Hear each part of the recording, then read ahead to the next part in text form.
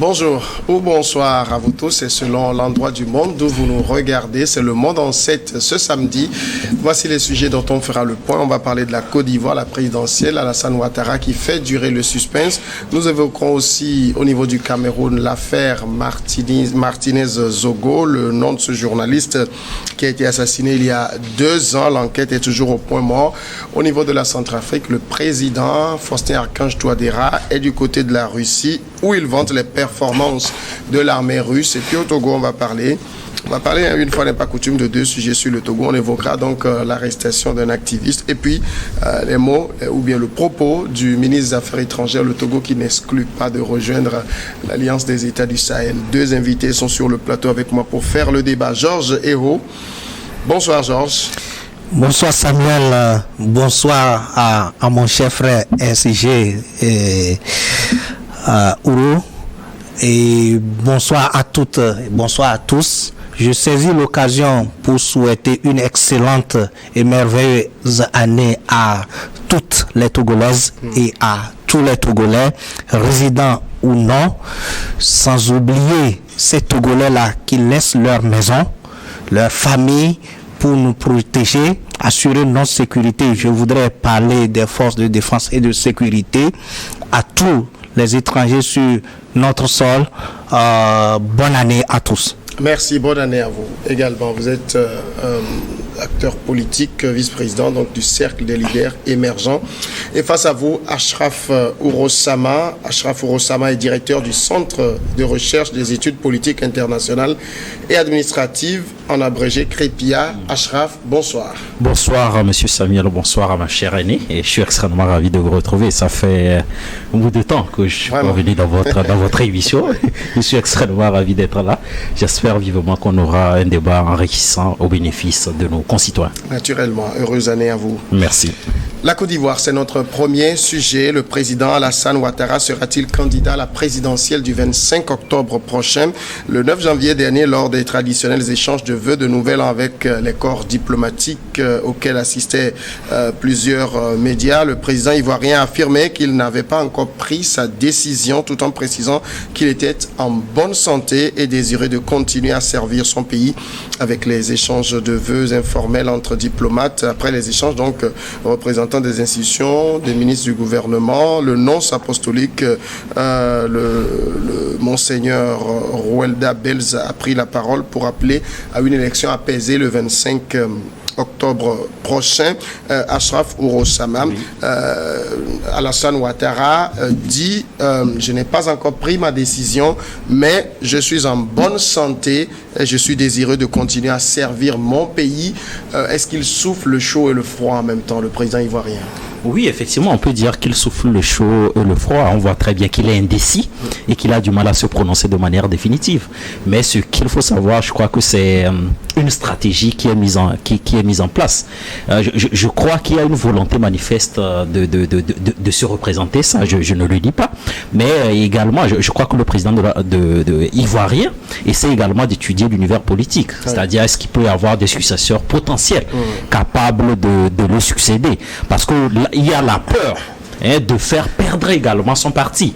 Bon, maintenant, moi, je m'intéresse beaucoup plus aux exigences statutaires. Comme on le dit, on connaît tous les conditions d'éligibilité ou de l'investiture d'un cadre d'un parti pour participer aux élections présidentielles dans le cas d'espèce. Donc, si les statuts du RHDP permettent de désigner le président Alassane Ouattara comme le candidat, voilà, on ne peut que se contenter aux exigences statutaires. Maintenant, moi, j'estime à mon humble avis que le président ivoirien a véritablement donné, il a tout donné à ce pays-là parce que ça fait 3 mandats successifs. D'ailleurs, bon, je crois qu'objectivement, le bilan, il est quand même assez élogieux, au-delà des incriminations ou des récriminations qu'on peut formuler à l'endroit du président de la République. Je crois qu'aujourd'hui, la Côte d'Ivoire est une puissance économique de la sous-région. Les indicateurs économiques le démontrent, que ce soit dans la CEDEAO, dans l'UEMOA. Donc, je crois que Alassane Ouattara aujourd'hui doit donner une chance au potentiel successeur. On parle de Patrick Hachi, on parle de Téné Ibrahima, on parle également du vice-président. Donc il y a vraiment des potentiels candidats qui peuvent aujourd'hui le succéder. Mais comme je l'ai dit, moi je crois aux vertus démocratiques, tout simplement. Si la base du RHDP désigne tout naturellement le président Alassane Ouattara comme le candidat pour présider la destinée de ce pays-là, on ne peut que se soumettre à la volonté populaire. Mais il faut quand même reconnaître que ces élections-là, pour moi, je le dis très clairement, s'annoncent aussi disputées, parce qu'il y a le candidat du PDCI.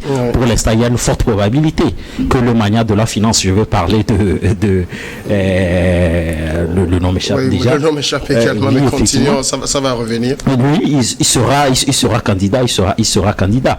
Donc, il sera investi. Donc, je crois que c'est quelqu'un qui a également un carnet d'adresses bien fourni. Il a presque le même parcours. Il a presque, voilà, c'est presque le même la même formule. Monsieur Tidjane Thiam. Donc, ils ont presque le même profil parce qu'ils ont fait carrière dans la finance. Ils ont travaillé dans les institutions financières internationales et on pourrait tous les qualifier de technocrates. Donc, ce sont des technocrates avérés. Et donc, ils essaient de voir. Même, je crois que dans l'univers politique ivoirien, on qualifie de Tidjane Thiam vraiment le successeur de potentiel d'Alassane Ouattara, même s'il n'appartient pas au même parti. Je veux parler en termes de profil. Donc, je crois que ces élections-là seront disputées, mais bon, je crois que le processus décisionnel est lié au statut. Si la base décide de porter la candidature d'Alassane Ouattara, on ne peut que se contenter de Georges Hérault, quand vous écoutez les propos du président ivoirien, qui ne dit pas oui, qui ne dit pas non, est-ce que vous pensez que dans le fond, Alassane Ouattara rêve bien sûr de se voir en 4e mandat à la tête de la Côte d'Ivoire? Samuel, je pense que on dirait que l'histoire se répète parce que c'est pas sa première fois. Vous vous rappelez en 2020 et personne ne pensait à la candidature d'Alassane Ouattara. Et il est vrai que dans ce contexte, il y avait quand même des potentiels candidats, même qui ont déjà leur nom. Et finalement, le décès a fait que ces candidats-là n'ont pas pu représenter le RHDP. Mais est-il que déjà en juin 2020, si je me rappelle bien, en juin, quand son parti était retourné pour le voir pour la candidature, il a demandé qu'on lui donne encore un délai supplémentaire pour réfléchir. Et là, tout le monde parlait de suspense. Et aujourd'hui, c'est la même chose. En fait, je voudrais dire tout simplement que, comme il a dit, le monsieur se voit en bonne santé, en pleine forme pour pouvoir représenter dignement et valablement son parti. Et vous le savez que Alassane Ouattara soit candidat ou n'est pas candidat aura toujours d'incidence politique sur la sphère politique de la Côte d'Ivoire. D'autant plus que vous savez, aujourd'hui, pour certains, comme l'opposition de comment vous l'appelez, Laurent Gbagbo, comment vous l'appelez, non, la femme de Laurent Gbagbo ou Simone Gbagbo ou soit même les Goudé, qui sont aujourd'hui des potentiels candidats, ou que peut-être nous prenons Blé Goudé et Gbagbo, où il y a quand même cette pénalité qui plane sur eux, c'est-à-dire, je veux dire, le fait qu'ils ne sont pas inscrits sur la liste électorale, ils ne peuvent pas être candidats à moins qu'il y a de l'amnistie ou qu'une décision politique leur permette finalement d'être candidats. Vous voyez, si tel est le cas, Alassane Ouattara, qui avait dit en 2020, si les gens de ma génération vont se présenter, je me présenterai aussi. Et en ce moment, il y avait le président Harry Konabedi qui était aussi candidat. Vous voyez, aujourd'hui, il est en train de surfer sur l'atmosphère politique ivoirienne, afin de savoir comment vont réagir ces candidats, ces adversaires, d'abord avant de toujours porter sa candidature. Vous savez, c'est un vieux stratège, un vieux singe. Le Ado n'est pas un politicien de dernière minute. C'est vraiment, comment je l'ai dit, un animal politique. Donc, il est en train d'analyser, de surfer, d'étudier le terrain pour voir si porter sa candidature ne va pas impacter ou ne va pas amener à d'autres crises d'abord avant de le faire. Alors, justement, est-ce que lui, aujourd'hui, on peut dire qu'il est en train de regarder aussi du côté de Laurent Gbagbo, du côté de Tidjane Thiam, pour savoir, justement, s'il doit se positionner. En même temps, ça voudrait dire que, parce que je rappelle, en parlant, il a dit qu'il y a au moins une demi-douzaine de candidats. Oui. Ça veut dire qu'il se dit, je reste celui qui peut donner à mon parti les chances de gagner l'élection. Oui, effectivement. Je crois que la décision d'Alassane Ouattara est subordonnée également disons à l'évolution politique dans les autres partis. C'est pour cette raison que je dis qu'il essaie de tâter le terrain. On sait très bien qu'il y a un débat constitutionnel quand même assez houleux, déjà en 2020 par rapport à la modification constitutionnelle, parce que la nature du régime politique ivoirien, c'était un régime semi-présidentiel. Aujourd'hui, on est passé à un régime présidentiel, ce qu'on appelle en droit constitutionnel régime présidentiel multipartiste, parce qu'ils ont créé le poste de vice-président. Aujourd'hui, quand vous prenez l'article 55 de la Constitution ivoirienne, on dit le président de la République est élu pour un mandat de 5 ans, il n'est rééligible qu'une seule fois. Donc, ce qui veut dire que les partisans d'Alassane Ouattara parlent d'un deuxième mandat de la nouvelle République ivoirienne, alors que ces détracteurs, je veux parler des opposants, qui parlent d'un quatrième mandat. Mais on voit très bien que le débat constitutionnel est presque enterré. Aujourd'hui, voilà, tout le monde est focalisé sur les élections à venir. Donc c'est pourquoi je dis tout simplement que au fait, l'environnement politique est extrêmement complexe. Il ne veut pas prendre une décision hâtive, mais il essaie vraiment de regarder de part et d'autre quels sont les potentiels challengers. Mais maintenant, au niveau de Laurent Gbagbo, ça risque d'être extrêmement difficile parce que il faut une extinction des infractions antérieurement commises. Mais aujourd'hui, il faut même une décision politique, alors que la décision politique ne doit que venir de ses adversaires. Et j'imagine très mal le président de la République ivoirienne prendre une décision politique entraînant l'extinction, disons, des effets juridiques qui interdisent aujourd'hui Laurent Gbagbo de postuler aux élections présidentielles. Donc, je crois que Alassane Ouattara est coutumier du fait qu'il a dit très bien dit, il est dans les arcanes du pouvoir depuis les années, peut-être 70 ans. Donc ça fait plus d'une quarantaine d'années qu'il est dans les arcanes du pouvoir. Il maîtrise très bien l'univers politique ivoirien. Il connaît presque tous les acteurs. Maintenant, tout dépendra de la décision du RHDP. Et je crois, au-delà de tout, au fait, quand on essaie de regarder au sein de l'appareil politique du président de la, je veux parler du RHDP, il y a une tendance favorable pour Patrick Achi, parce que c'est quelqu'un également qui a de l'expérience. Il a fait même son comeback. Voilà, il a fait même son comeback. Mais on voit très bien qu'il y a quand même un débat assez houleux, parce que nous sommes en Afrique, il ne faut pas se leurrer. C'est-à-dire qu'il y a des clivages nord-sud. Patrick Achi, qui est originaire du sud, est-ce que on sait très bien que le RHDP, les cadres ou l'élite politico-administrative du RHDP sont originaires du nord. Est-ce qu'ils pourront laisser cette ouverture-là à quelqu'un qui vient du sud? On parle du Premier ministre également, Robert Magré, qui est également du sud. Donc c'est extrêmement complexe. Le président essaie. Moi, je dis tout simplement que la décision déterminante doit se baser sur l'intérêt supérieur de la nation. Surtout la stabilité politique, quand on sait très bien que ce pays-là a connu une expérience douloureuse en 2010. On parle de 3000 morts. Donc il faut faire un effort pour ne pas tomber dans ces travers. Alors justement, Alassane Ouattara, en parlant, il a dit que mon parti dispose de moins une demi-douzaine de candidats qui sont dans cette salle. Et dans la salle, il y avait ceux dont il vient de parler. Et on regardait vers eux. Mais en même temps, quand on observe un peu le microcosme politique ivoirien, il n'y a véritablement pas de tête qui émerge. Il y a juste des noms qu'on cite par-ci, par-là, mais quelqu'un qui émerge, qui s'impose aujourd'hui pour qu'on dise que voilà un potentiel dauphin, on n'en voit pas. En fait, il faut aussi analyser la situation politique ivoirienne et aussi dans d'autres pays pour voir s'il y a dauphins, c'est des dauphins qui émergent. Non, véritablement pas. Et vous allez voir, quand vous êtes sous un président au pouvoir et que peut-être vous êtes pressenti être dauphin, il faut faire extrêmement attention. Je ne veux pas parler de nos voisins à côté. Et est-il que le pouvoir, ça se joue et ça tourne autour de la personne qui est au pouvoir.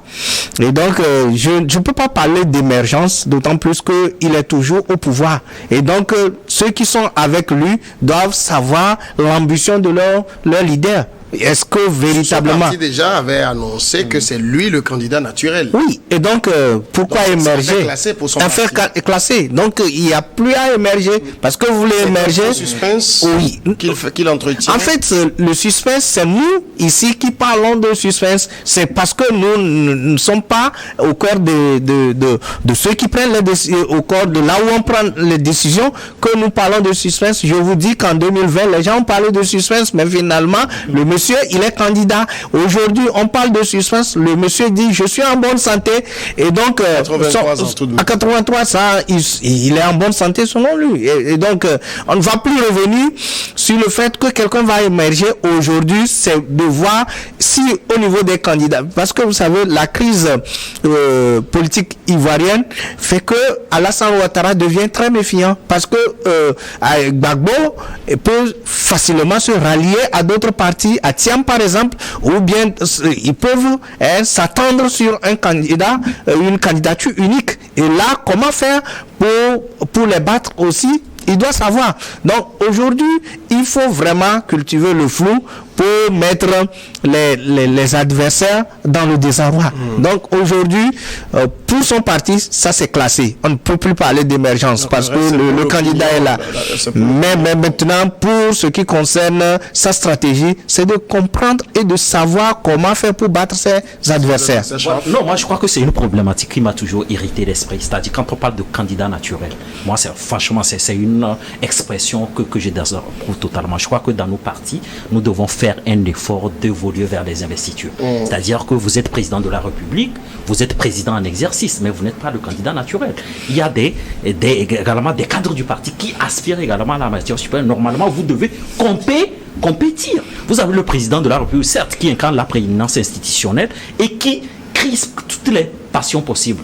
Donc, si aujourd'hui, parce que quand on parle de la base, il faut qu'on se dise la vérité, est-ce qu'on a consulté tous les militants du RHDP et est-ce qu'on s'est basé sur des éléments objectifs pour dire que tous les militants désignent Alassane Ouattara comme le candidat naturel? C'est plutôt l'élite politico-administrative du parti qui devient une caisse de résonance pour le président de la République. Moi, je crois qu'il faut apprendre à organiser des investitures et désigner un candidat. Bon, comme je l'ai dit, objectivement, il y a les résultats parlent également pour Alassane Ouattara et je crois qu'il est parti pour remplir, même s'il essaie quand même de garder le suspense. Mais il faut faire très attention avec la candidature de Tidjane Thiam. Moi, je ne le néglige pas. Parce que lui aussi, il hérite quand même d'un appareil politique. Il ne faut pas oublier que lui aussi, sa candidature fait l'objet aussi de contestation par monsieur Billon, oui, qui estime que les statuts du parti n'ont pas été respectés. Et que lui, il réclame même, il réclame même des investitures. C'est-à-dire que tous les candidats ou les potentiels candidats du PDCI à la matière supérieure peuvent compétir de manière saine pour qu'on puisse vraiment désigner. Donc aujourd'hui, on accuse Tidjane Thiam c'est-à-dire que d'être parachuté, de prendre comme ça les clés du parti. Donc on voit très bien qu'il y a des tendances de part et d'autre. Mais Alassane Ouattara est un vieux loup de la politique ivoirienne. Je sais qu'il est quand même assez attentif. Je crois que mon confrère sur le plateau ici a dit quelque chose d'important, c'est-à-dire le jeu des alliances. Il faut faire très attention avec le jeu des alliances. Parce qu'il risque de se retrouver dos au mur avec des jeux d'alliance. Parce que Laurent Gbagbo, ce n'est pas n'importe qui sur la scène politique ivoirienne. Il a un parti qui est quand même assez récent.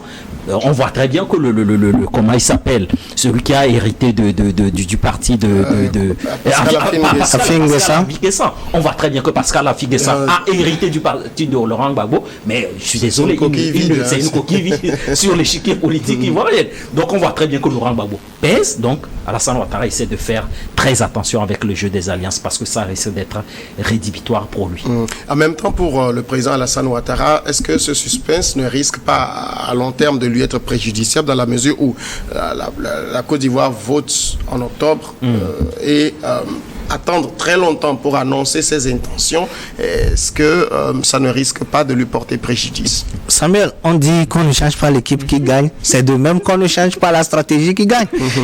Et aujourd'hui, je ne sais pas. Je vais rappeler qu'il y a 5 ans, Laurent Gbagbo n'était pas sur le territoire. Oui. Aujourd'hui, la donne a changé. Oui, en fait, on parle de Laurent Gbagbo, oui, mais est-il que les élections législatives et municipales passées, quand même, nous demandent de quand même de faire une projection sur ce qui peut se passer cette année. Et donc, aujourd'hui, il est vrai, ce n'est pas quand même un petit morceau.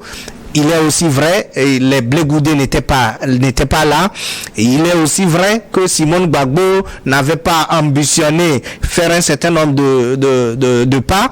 Et ça peut constituer, les gens peuvent à un moment donné enterrer les haches de guerre, parce qu'en politique, les ennemis d'hier peuvent devenir des amis d'aujourd'hui.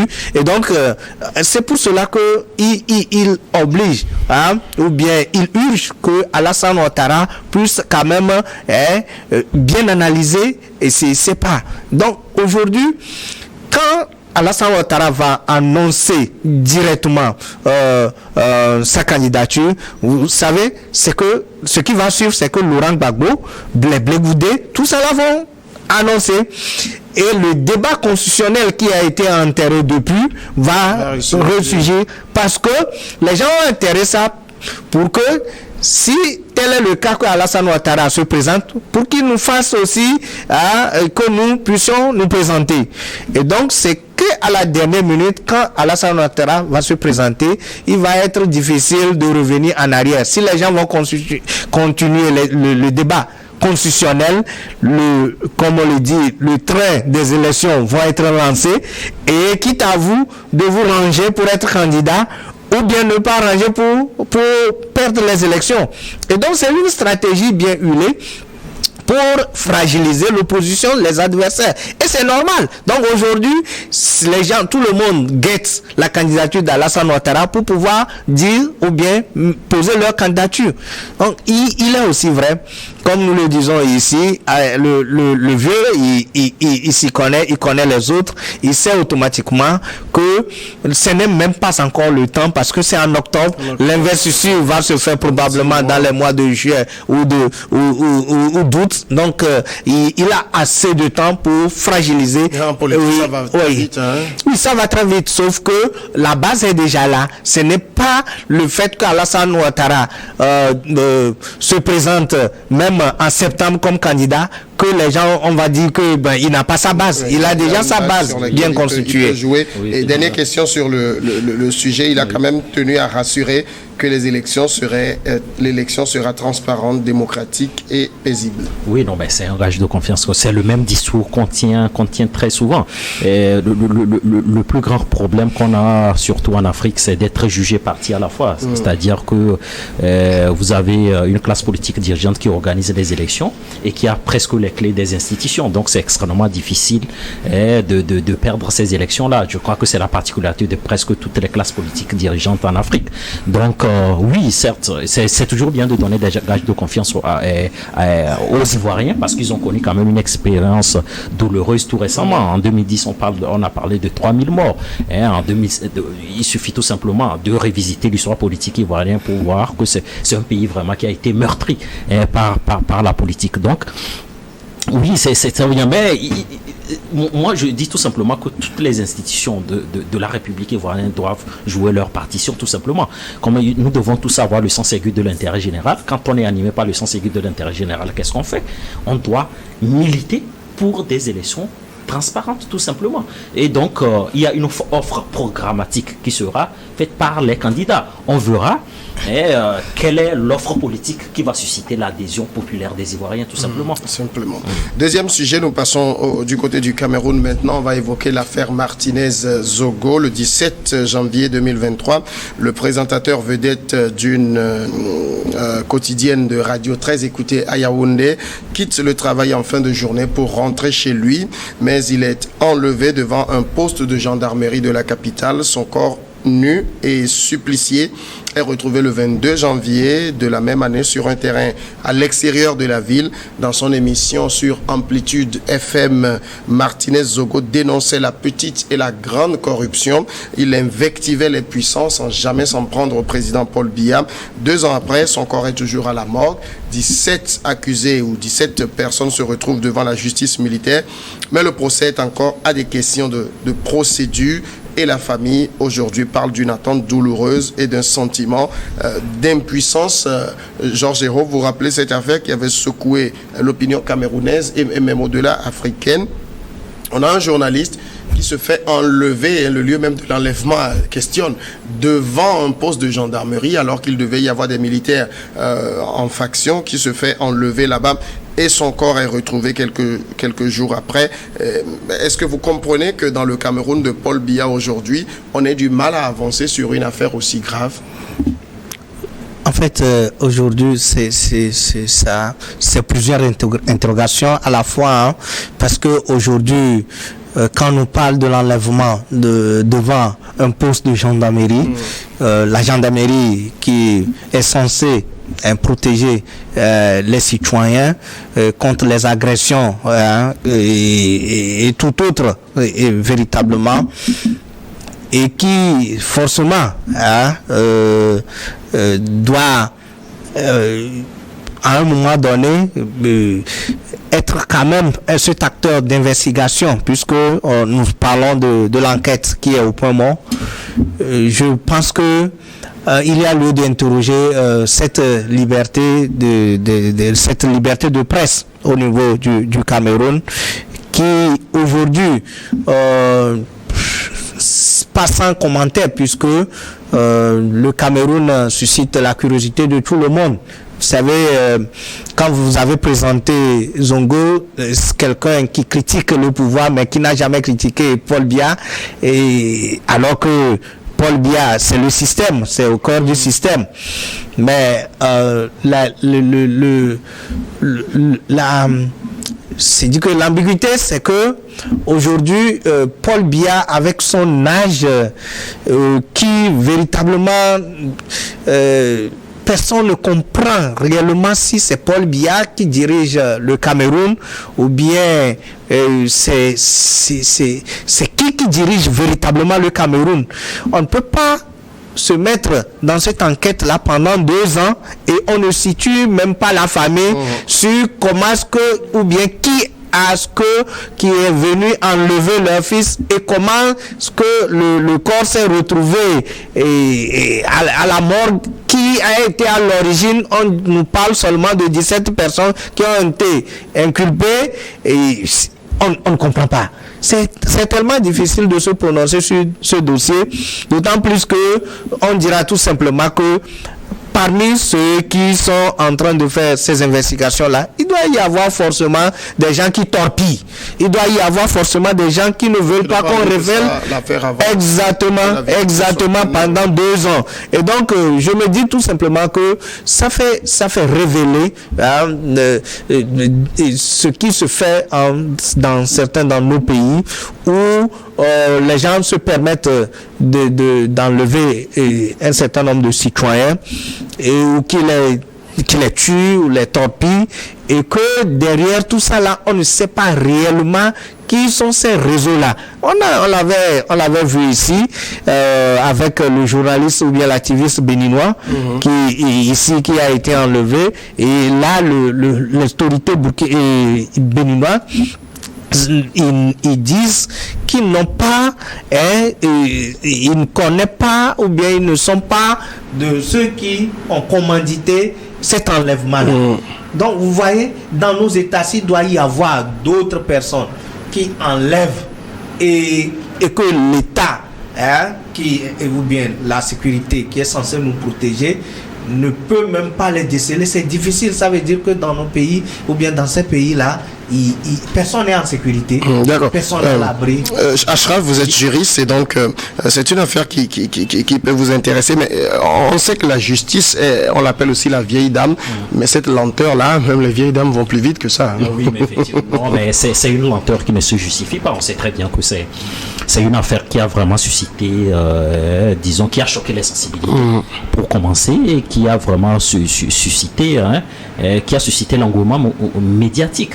Je crois que les Camerounais, tout comme les Africains, s'intéressent vraiment à cette affaire. Je crois que cette lenteur judiciaire ne se justifie pas tout simplement. C'est un cas d'urgence qui a choqué la sensibilité humaine. La justice doit pouvoir prendre les mesures appropriées pour la manifestation de la vérité. On n'est pas dans ce cas aujourd'hui. On voit très bien que c'est une affaire qui a vraiment des relents politiques extrêmement forts, il faut dire tout simplement. Et qu'on a comme l'impression que les commanditaires peuvent se retrouver au sommet de l'État. Et que si la justice doit véritablement faire son travail, il y a des têtes véritablement qui risquent de tomber. On sait très bien, la liberté d'expression, c'est un droit constitutionnel. Il s'exerce dans le droit, dans l'exercice des lois et règlements. Bon, ceux qui ont intérêt à ce que Martinez Ogo disparaisse, mais si vous estimez qu'il est dans une logique d'invective et qu'il incrimine des gens à longueur de journée, je crois que la solution, c'est d'ester en justice contre lui. C'est d'ester en justice pour relever un certain nombre d'incohérences dans ses déclarations, dans son émission. Ils ne l'ont pas fait. Et donc, cela s'est traduit par quoi? Par un crime odieux. Donc, je crois que la République doit prendre ces mesures. Aujourd'hui, on a une famille qui est en attente, une famille meurtrie qui est en attente aujourd'hui de la manifestation de la vérité. On a une architecture institutionnelle judiciaire qui a du mal à mener des investigations et à procéder à la manifestation de la vérité. On a 17 inculpés aujourd'hui qui sont en détention provisoire puisqu'ils ont été placés sous mandat de dépôt. Et donc, on doit pouvoir engager la responsabilité pénale individuelle de tous ces gens-là. Mais on ne se retrouve absolument pas. On a un président de la République, je suis désolé pour l'expression, c'est un grabataire qui a du mal à donner des orientations. En vertu du principe de la séparation des pouvoirs, c'est vrai, l'exécutif ne doit pas influencer le judiciaire, mais le président de la République doit instruire la justice d'aller beaucoup plus vite. Il l'avait fait au début, quand l'affaire s'était produite, en disant que la justice fasse son travail, mais là, c'est pas l'impression qu'on a. On n'a pas l'impression, on a des blocages. On a véritablement des blocages dans cette affaire-là. Donc, c'est un journaliste vraiment de haut vol qui faisait vraiment son travail et qui dénonçait, disons, les incohérences de la société camerounaise. Donc, on voit très bien qu'il y avait des gens qui avaient intérêt à ce qu'il disparaisse. Bon, maintenant, il appartient à la justice de faire son travail. C'est pour cette raison que je ne comprends pas. 2 ans, c'est trop. 2 ans, on parle de 15 audiences. Vous imaginez 15 audiences, rien ne se passe au cours de ces audiences-là. Les avocats dénoncent des vices les avocats disons des prévenus, eux dénoncent des vices de procédure. C'est une vice de procédure, ce qui veut dire qu'il y a une irrégularité dans la procédure qui a été diligentée par la justice pour interpeller ces gens-là. Donc je crois que la justice doit véritablement prendre ses responsabilités, parce que quel est le signal qu'on veut envoyer à la corporation? Voilà, nous avons des journalistes aujourd'hui qui font du bon travail et qui participent à l'édifice démocratique au quotidien. Nous ne pouvons pas tolérer ces genres d'actes de notre âge. On parle d'un crime odieux. Vous avez même décrit les faits. J'ai horreur même de reprendre les propos que vous avez tenus. Je crois que la société camerounaise est choquée par l'attitude de la justice. La justice doit véritablement faire son travail. Il faut diligenter des enquêtes et engager des responsabilités des uns et des autres. Si on veut construire une société exemplaire, ça passe par la responsabilité pénale, ça passe également par la lutte contre l'impunité, tout simplement. Alors, Georges, on dit trivialement que lorsque les enquêteurs n'arrivent pas à retrouver le coupable, c'est que le coupable se trouve parmi les enquêteurs. Est-ce que aujourd'hui, il y a des gens qu'on essaye de protéger, c'est pour ça que l'enquête a du mal à avancer?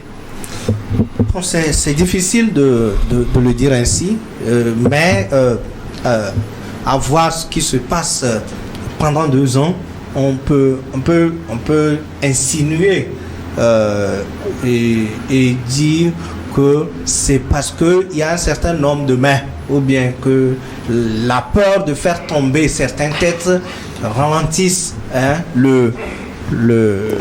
l'enquête, puisque on peut pas à un moment donné croire que pendant 2 ans on a des gens qui sont inculpés et jusqu'à présent, on n'arrive pas à finaliser, à délibérer véritablement sur cette affaire qui est à la justice.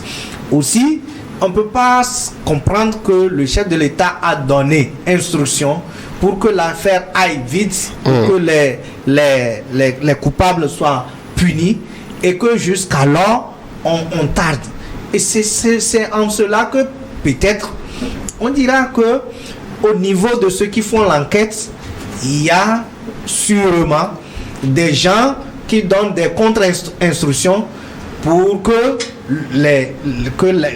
la tête de certains soit protégée. Mais il faut aussi dire que la procédure, ou bien comment vous l'appelez, certains de nos réglementations ne permettent pas véritablement de faire un certain nombre d'enquêtes. Et il faut l'avouer, parce que au niveau de la justice, les juristes vont le dire, hein, et au niveau de la justice, il y a certaines procédures, vous êtes obligé de les respecter selon l'esprit du législateur. Et quand vous devez les respecter, on ne se lève pas du jour au lendemain pour prononcer la sentence, pour dire en vertu de c'est telle ou bien telle personne qui est coupable de tel. Et donc quand vous le faites aussi, des fois, dans la précipitation, vous pouvez faire des erreurs. Et donc, il y a véritablement de voir nos lois aussi, hein, certains de nos lois qui fragilisent ou bien ralentissent le fait que les procédures comme celle-ci soient quand même rendues, et que ceux qui attendent, et c'est normal, la famille qui attend, puisse quand même disposer du corps, parce que il faut que l'enquête finisse avant même alors qu'en Afrique, vous savez, nos corps, on n'aime pas laisser les corps comme ça à la morgue, ou bien que nous voulons forcément enterrer nos gens chez nous.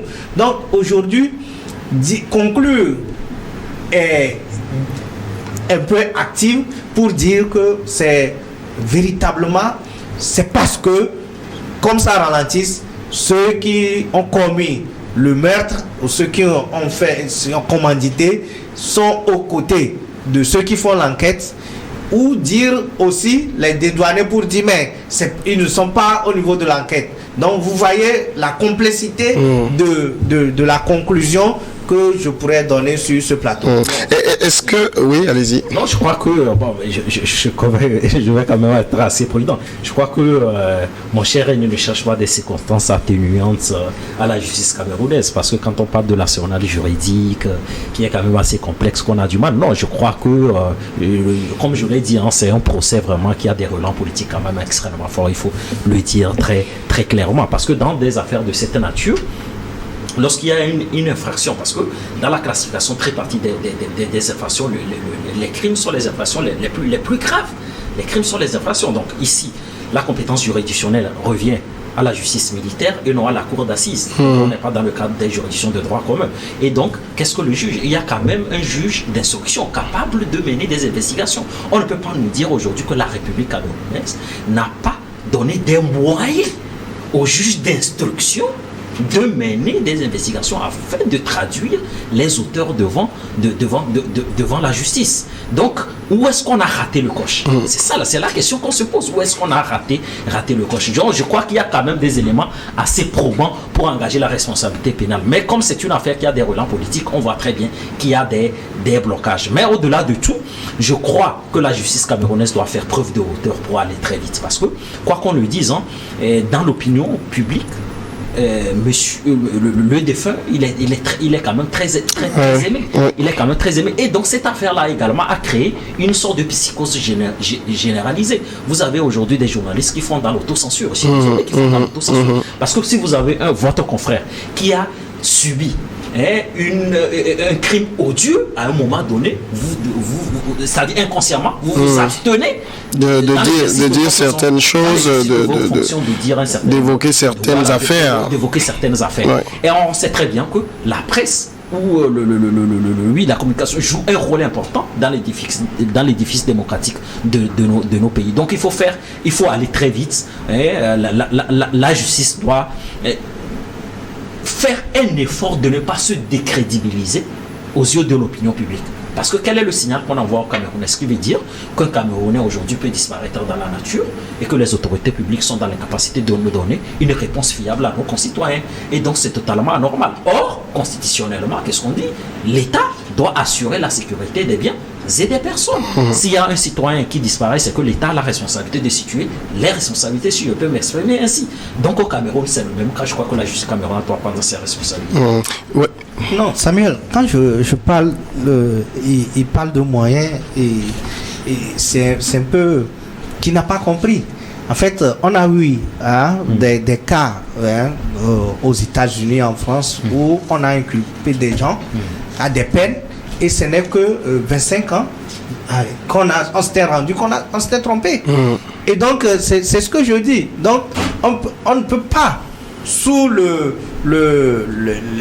l'épée de aller vite pour conclure et inculper des gens qui ne sont pas des responsables, des coupables. Oui, effectivement. Donc c'est ce que je dis, qu'il faut faire très attention, il faut aller, mais avec sérénité, avec assurance, que ce qu'on fait est vraiment, c'est dit que celui qu'on puisse véritablement trouver les exactement, les vrais sinon, et nous pouvons dire ici dans 2 jours, dans 3 jours, qu'on nous donne le nom du coupable. Et ce n'est pas aussi facile pour un juge qui n'a pas tous les éléments pour se prononcer. Oui, effectivement. Donc c'est ce que je dis. Donc il y a aussi les éléments. Il y a aussi l'arsenal juridique qui dit par exemple, quand vous trouvez cette personne dans cette situation, il est suspect, donnez-lui la présomption d'innocence, permettez à ce qu'il se défende, organisez un certain nombre de rencontres. Et tout ça là, donc ce qui est équitable et tout. Et donc le juge peut avoir les moyens, mais ne peut pas avoir la main pour se décaler de la procédure législative qui est à sa disposition. Oui, effectivement. Bon, c'est vrai, il faut faire preuve d'extrême prudence, mais ce qu'on décrit ici, c'est-à-dire que la lenteur se justifie par quoi? C'est-à-dire qu'il n'y a pas une dynamique évolutive vraiment de cette affaire. On parle de 15 audiences où rien ne se passe en réalité. C'est ça, c'est ce qui choque vraiment la sensibilité. Il y a 15 audiences, il y a des audiences successives, les familles attendent quand même qu'il y a au moins un début de quelque chose de sérieux, mais rien ne se passe. Et donc c'est pour cette raison que je dis oui, certes, la justice doit faire extrêmement attention pour ne pas tirer des fausses conclusions hâtives, mais cette justice doit également prendre des mesures pour avancer. Dans cette... Moi, j'ai envie de poser une question sur ce point, parce qu'on a aujourd'hui 17 personnes, 17 accusés. Sur quoi s'est-on basé pour inculper ces personnes-là? Elles étaient appelées, disons, dans les sillages du déroulement de l'affaire. Effectivement. Et beaucoup sont en détention aujourd'hui. Même si ces gens-là bénéficient quand même d'une présomption d'innocence, ça veut dire qu'il y a quand même des indices quand même assez probants pour apprécier et engager la responsabilité de ces gens-là. Mais la responsabilité se redonner à une sentence juridictionnelle définitive qui peut être contestée devant des juridictions supérieures. Mais dans le cas d'espèce, nous ne sommes pas dans ce cas de figure. Donc, lorsqu'on décide, la justice décide de placer quelqu'un sous mandat de dépôt en détention provisoire, c'est qu'il y a quand même des indices. Et donc, il faut... Et moi, je dis tout simplement, c'est-à-dire que la justice est en train de se mettre dos au mur parce que ces gens-là également risquent d'engager la responsabilité de l'État du fait également d'une détention provisoire irrégulière. Parce que ça fait quand même 2 ans que des gens sont détenus sans jusqu'à avoir dans une certaine évolution dans l'affaire. Donc c'est pour cette raison que nous disons que la justice camerounaise doit faire preuve de maturité et qu'on doit véritablement avoir une dynamique évolutive dans cette affaire-là. On va marquer la pause si vous permettez. Ça nous donne l'occasion de suivre le journal 10 minutes. Et on revient pour la deuxième partie.